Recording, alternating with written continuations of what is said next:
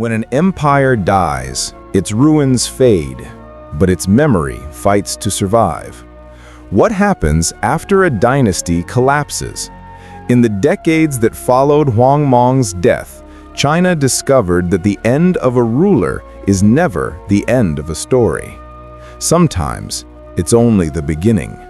Welcome to our 10th episode of Interruption of the Han Dynasty by Wang Mang, Establishment of the Xin Dynasty.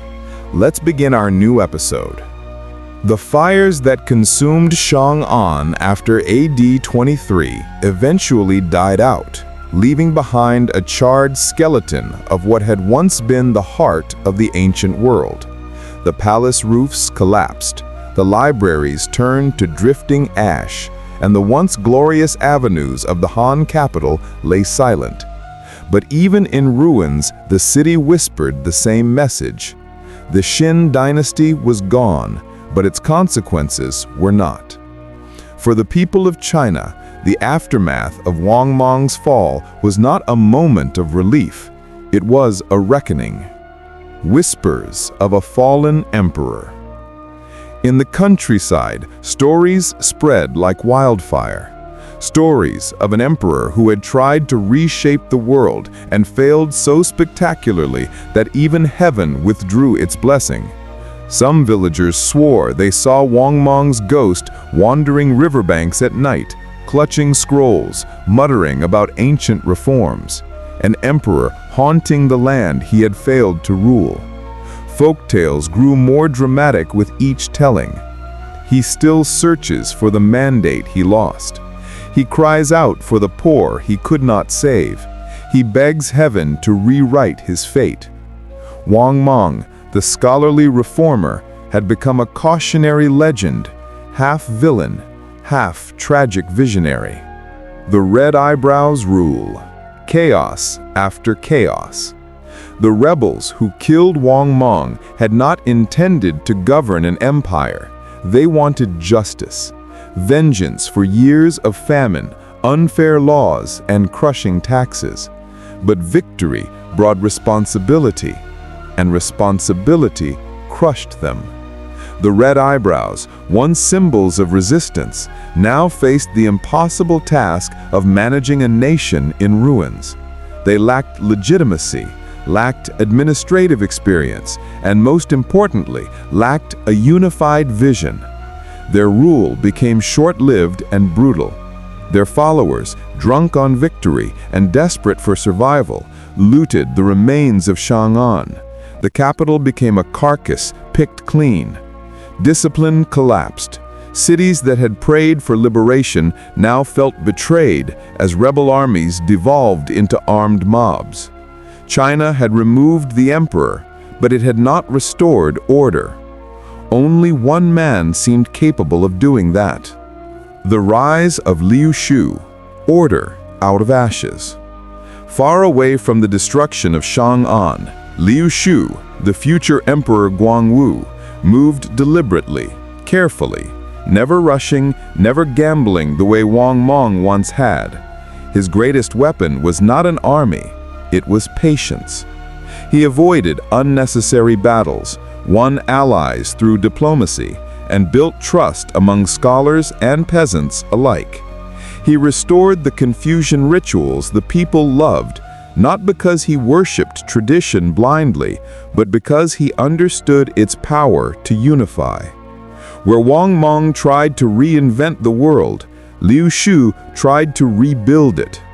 By AD 25, when he declared the restoration of the Han Dynasty, he did so without chaos, without pomp, and without the cosmic theatrics that had defined Wang Mang's rise. He simply stated, "The mandate of heaven has returned," and this time, few doubted it.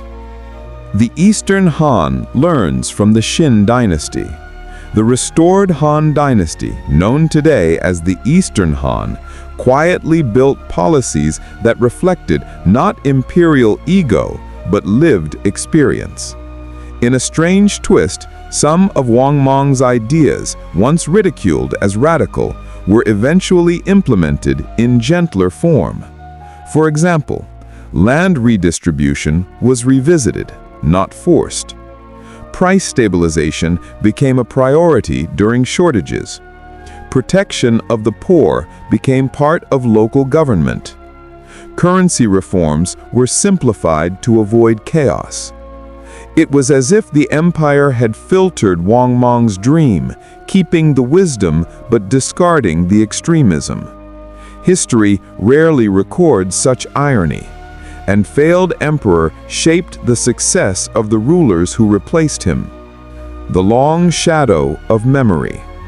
Wang Mang's legacy became a battleground of interpretation.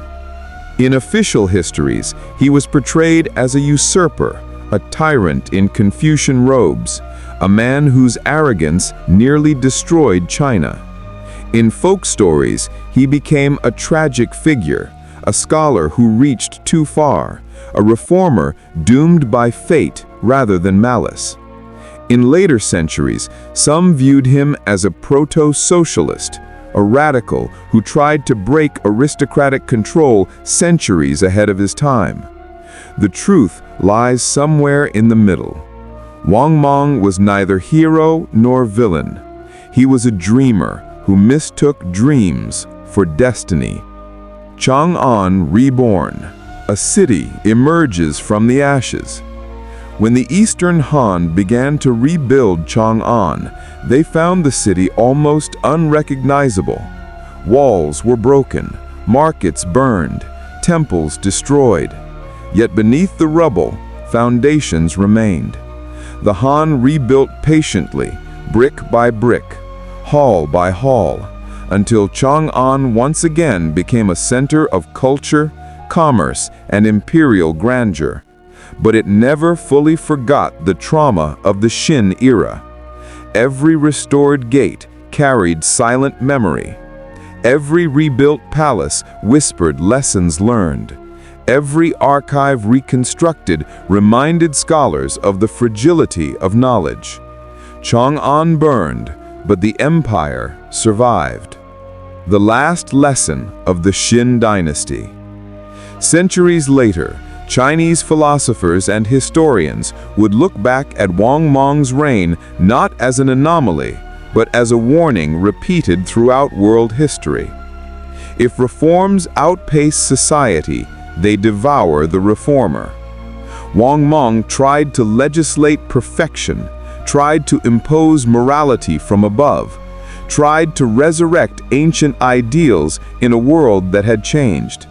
He believed he could mold millions of lives by decree, as if human nature was clay in his hands. Empires don't work that way. People don't work that way. Even today, historians studying political revolutions and failed utopian experiments still reference Wang Mang, the emperor who tried to rewrite civilization and paid for it with his life. Before we close this epic saga, one final image remains. A ruined palace, a broken throne, a once mighty emperor lying silent beneath the moonlit ruins of Chang'an. But history doesn't bury people like Wang Mang. It argues about them, it revisits them, it resurrects them in every debate about power, justice, or the dangers of idealism. 2,000 years later, Wang Mang still asks the world the same question. Can one person change an empire? Or does an empire always change that person instead? His dynasty died, his reforms collapsed, but his story never faded. And that is why the Xin Dynasty, though brief, became one of the most haunting chapters in Chinese history. Dear viewers, thank you all for watching our 10th episode. The new episode will be uploaded very soon. Please stay tuned, like, comment, share, and hit the subscribe button to encourage us.